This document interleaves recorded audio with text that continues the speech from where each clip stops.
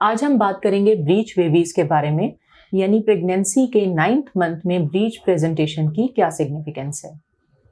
अमूमन हर 100 में से 3 या 4 प्रेगनेंसीज टर्म पे यानी अपनी डिलीवरी के टाइम के करीब ब्रीच होती हैं, यानी बच्चा उल्टा होता है पेट में। ब्रीच के बारे में मैं आपको एक्सप्लेन करूं कि नॉर्मली क्या होता है, बच्चे का सर नीचे की तरफ को होता है और उसके बटक्स माँ के स्टमक की तरफ को पड़े होते हैं। ये एक नॉर्मल प्रेजेंटेशन है जिसे हम कफेलिक कहते हैं।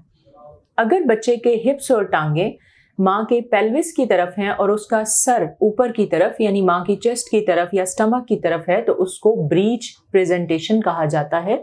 और आम जबान में हम इसे बच्चे का पेट में उल्टा होना कहते हैं। पेशेंट बहुत ज़्यादा कंसर्न होते हैं 5वें, 6ठे, 7वें या 8वें महीने में कि हमें डॉक्टर ने बता दिया है अल्ट्रासाउंड पे कि बच्चा उल्टा है।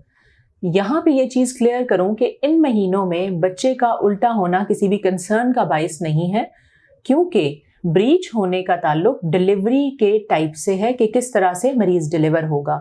और नॉर्मली 5वें या 6ठे महीने में बच्चे की पोजीशन ब्रीच या उल्टी ही होती है, जो कि बाद में बच्चा अपनी मूवमेंट्स के थ्रू अपनी पोजीशन को करेक्ट कर लेता है। ब्रीच प्रेजेंटेशन की बहुत सी वजूहात हो सकती हैं, जिसमें बच्चे के पानी का कम होना यानी लाइकर कम है। इसके अलावा अगर जुड़वां बच्चे हैं जिसकी वजह से यूट्रस के अंदर या बच्चेदानी के अंदर मूवमेंट की बहुत ज़्यादा जगह नहीं है, अगर यूट्रस में प्रेगनेंसी के साथ किसी भी किस्म की रसोली है या फाइब्राइड हैं, ऐसी सूरत हाल में भी बच्चे का ब्रीच होने का इम्कान ज़्यादा हो जाता है। कुछ बच्चे की एबनॉर्मेलिटीज़ ऐसी हैं, जैसे बच्चे की रीढ़ की हड्डी पर सैक्रोकॉक्सिजियल टेराटोमा होना या कोई और प्रॉब्लम हाइड्रोकेफलस होना या बच्चे की एबनॉर्मेलिटीज़ का मौजूद होना बाजुकात ब्रीच प्रेजेंटेशन का बाइस बनता है। एक और चीज़ मैं क्लियर करती चलूँ कि बहुत से केसेस में कोई प्रॉब्लम नहीं होता, बच्चे की पोजीशन वैसे ही ब्रीच होती है जिसकी कोई भी रीज़न नहीं पता लग सकती। इसकी सिग्निफिकेंस ब्रीच प्रेजेंटेशन की कंसर्न डॉक्टर को उस वक्त होता है जब 9th मंथ में यानी हमल के आखिरी दिनों में भी बच्चे की पोजीशन ब्रीच ही रहे। अमूमन जो ब्रीच बच्चे होते हैं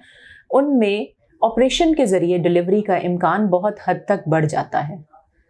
कुछ टाइम पहले तक एक प्रोसीजर किया जाता था जो कि अभी भी कुछ डॉक्टर्स प्रेफर करते हैं, जिसमें पेट के जरिए मदर के पेट के जरिए बच्चे को मैनिपुलेट किया जाता है और उसको सीधा करने की कोशिश की जाती है, जिसे हम एक्सटर्नल कफेलिक वर्जन कहते हैं। ये वाला प्रोसीजर अमूमन उस हॉस्पिटल में किया जाता है जहां पे इमरजेंसी ऑपरेशन की फैसिलिटीज मौजूद हो और उसके साथ न्यूनेटल फैसिलिटीज यानी नर्सरी मौजूद हो, क्योंकि माँ के पेट के जरिए बच्चे को मैनिपुलेट करके सीधा करने के साथ एसोसिएटेड कुछ कॉम्प्लिकेशंस हैं, जिनमें प्लेसेंटल एब्रप्शन हो सकती है, जो पानी की थैली है या लाइकर जो है वो लीक हो सकता है, या बच्चे के दिल की धड़कन में कुछ ऐसे चेंजेस आ सकते हैं कि जिसकी वजह से फौरी तौर पे ऑपरेशन की ज़रूरत पड़ सकती है। अगर 9th मंथ में बच्चा ब्रीच है,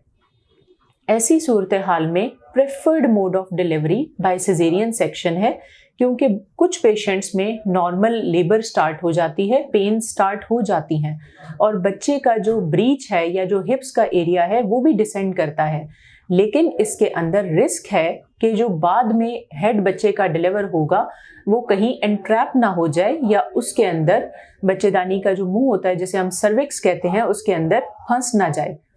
इस कॉम्प्लिकेशन को अवॉइड करने के लिए इंटरनेशनल रिकमेंडेशन है कि अगर आपके बच्चे की पोजीशन उल्टी है तो ऐसी सूरत हाल में आपका planned lower segment caesarean section किया जाएगा।